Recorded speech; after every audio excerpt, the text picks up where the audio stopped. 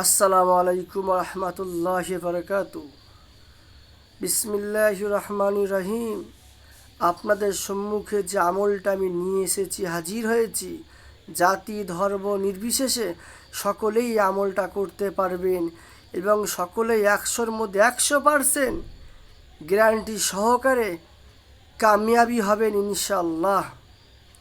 সর্বপ্রথম পাক ও পবিত্র হয়ে নির্জনে বসে 3টে ধূপকাঠি জ্বালাবেন এবং গায়ের মধ্যে খুশবু আতর ব্যবহার করবেন। পশ্চিম দিকে ফিরে 3বার দুরূদ শরীফ পড়বেন।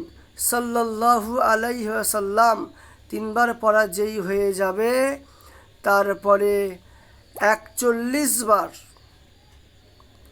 ইয়া আল্লাহু ইয়া রহমানু ইয়া রহিমু ইয়া হাইয়ু ইয়া কাইয়ুম এই নামটা 41 বার পড়বেন।